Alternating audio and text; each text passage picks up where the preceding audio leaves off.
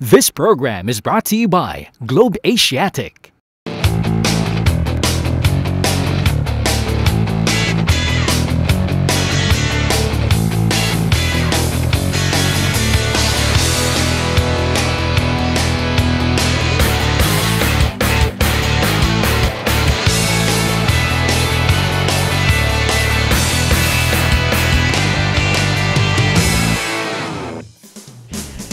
Hello everybody. Got questions about home loans? Ever wonder what happens to your Pag-ibig Fund contribution?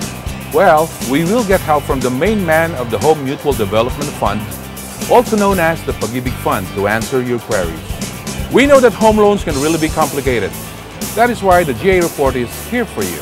I'm Sanny Lopez reporting from the Pag-ibig Fund main office here in Makati.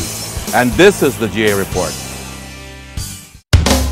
Last year, the world was greatly hit by the global economic crisis. Our country expected the worst from the recession. Surprisingly, Pag-ibig Fund stood strong in this economic predicament to help out the workers who lost jobs because of company closure and retrenchments. Pag-ibig Fund lent around 128 billion pesos to 17,427 members under its short-term program. Pag-ibig Fund Year-End Report says it all. To date, the fund has 7.47 million members, consisting of over 7 million local employees and over 400,000 OFWs registered under the Pag-ibig Overseas Program. Comparing to 2008 Pag-ibig Fund's performance, its total assets has reached 256.35 billion pesos. It even surpassed its 2008 net income of 9.5 billion pesos by 20%, amounting to 12.01 billion pesos. Last September 26, 2009, the country was hit by typhoons Ondoy and Pepeng. A lot of Filipinos lost their houses, properties, and even lives. Pag-ibig Fund has released 13.5 billion pesos as calamity loans for 869,000 Pag-ibig members who were devastated by this catastrophe. By the end of 2009, Pag-ibig Fund was able to make the dreams of owning a home for 75,000 Filipino families. And this year, Pag-ibig Fund projects better vision for the Filipinos to improve their lives and fulfill their dream homes. Bakit pa nga mangungupahan kung kaya namang magkabahay? Pag-ibig Fund lives up to its vision.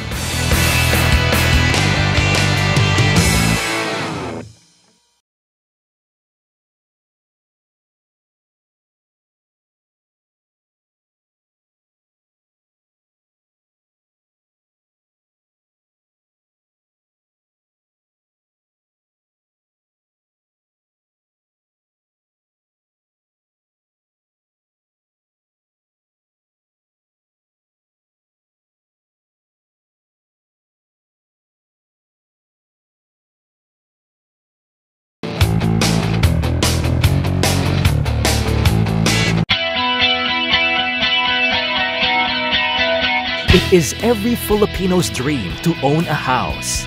Some fulfilled it sooner than they've expected. But for some, it has remained to be a dream. That is why Globe Asiatic, one of the country's biggest and trusted developers, tied up with Pag-ibig Fund to fulfill the Pinoy's dream of owning a home. Globe Asiatic offers socialized housing units for as low as 400,000 pesos. And through Pag-ibig financing interest rates as low as 6%, a Pag-ibig member will just pay 2,400 pesos for a 40,000 peso loan. Why rent when you can own a home?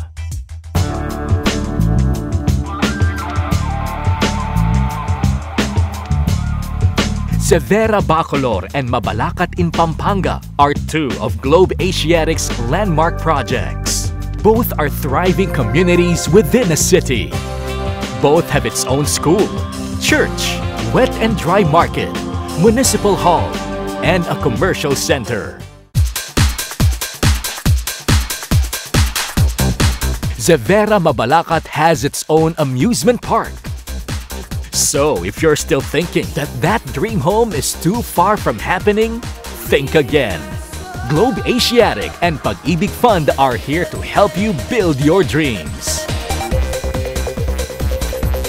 Welcome back. This is still Sonny Lopez, and alam po namin na marami kayong katanungan tungkol sa Pag-ibig, at kasama natin ang Chief Executive Officer of Pag-ibig, Mr. Jaime Fabiana. Sir, yung pong 2009, grabe ho yan for the whole world, no? Meron hong tama sa bansa natin yan. Paano po yung performance ng Pag-ibig? Year 2009 was a record-breaking year for Pag-ibig Fund. Start with housing loan.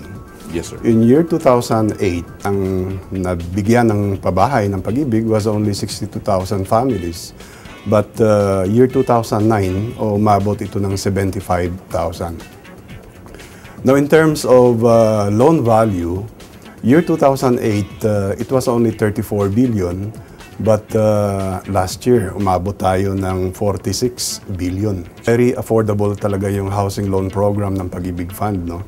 Despite the economic slowdown, despite the crisis, kaya pa rin magbahay ng mga ordinaryong manggagawang Pilipino through the Pag-ibig housing loan. Doon sa 75,000 na naibigyan namin ng bahay last year, 12,300 noon ay mga OFW.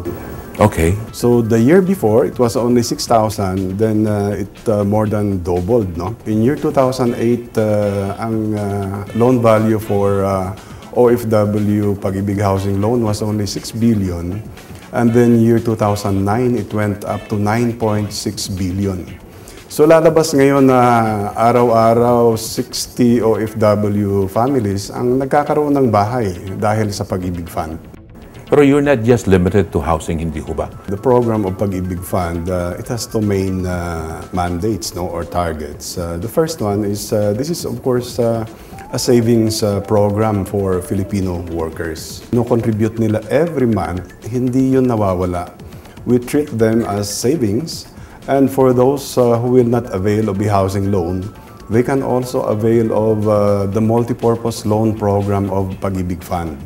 And last year was also a record year in terms of this short-term loan program of Pag-ibig, because the total loan value we extended last year went up from 33 billion in year 2008 to 45 billion last year. Dito nakita talaga ng mga kababayan natin kung paano makatulong ang Pag-ibig through our calamity loan program last year, no? Nung nangyari yung Typhoon Ondoy, that happened on a weekend, sa Lunes pa lang, meron na kaming field office noon sa Marikina at sa Kakainta. I heard you, nasa radyo kayo. Kayo mismo, kausap kayo ni Ted Filon, and then you told them about it. Yes, and all of our offices then were opened, no? So in 3 months, no, from October to December, 760,000 Pag-ibig members ang nabigyan namin ng calamity loan. Umabot dyan ng 13.5 billion pesos.